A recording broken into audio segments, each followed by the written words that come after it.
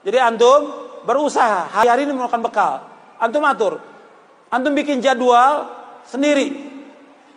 Ini bagaimana mengefisien waktu. Antum jadwal dari mulai subuh antum bangun atau sebelum subuh. Antum bangun jam 3 atau jam 4. Atur. Jam 4 antum bangun, sholat tahajud, sholat witir. Kemudian istighfar. Minta ampun kepada Allah. Wabil asharihum yastaghfir. Waktu sahur mereka minta ampun kepada Allah.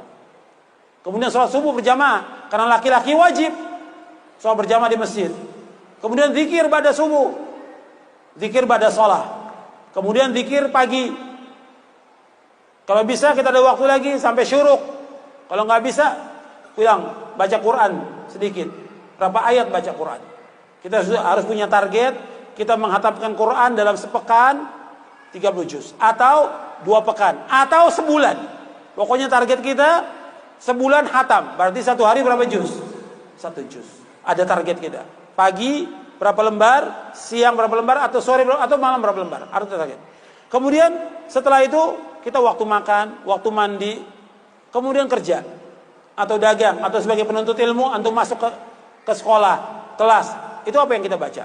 Yang di rumah ibu-ibu, apalagi setelah suaminya makan sarapan, pergi, anak sekolah pergi, apa yang dilakukan di rumah? Ada buku yang bisa dibaca. Ada bisa baca Al-Quran. Tinggal atur waktu.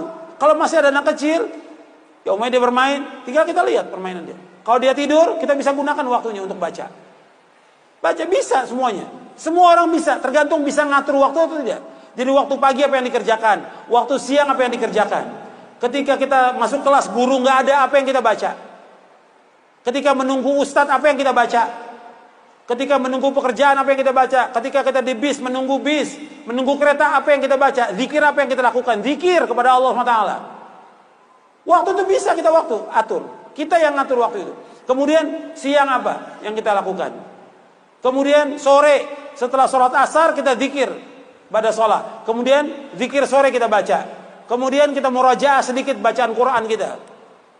Kemudian apa lagi yang bisa kita lakukan? Bantu istri, bantu orang tua. Apalagi yang bisa kita lakukan? Pada maghrib baca Quran sampai isya. Jangan nyalakan HP sudah. Matikan semua HP itu. Maghrib sampai isya baca. Antum baca, istri antum baca, anak antum baca. Kemudian makan sama-sama. Jangan masing-masing, makan sama-sama. Dengan istri dan anak harus kumpul sama-sama. Kemudian pada isya apa yang kita lakukan lagi? Terus sampai menjelang tidur, zikir apa yang kita baca menjelang tidur. Jadi ada target kita. Sehari berapa buku yang kita baca, atau sehari berapa lembar yang kita baca. Quran juga. Jadi tinggal kita bikin jadwal untuk kita. Orang lain nggak perlu tahu. Kalau itu kita gunakan, insya Allah kita sukses.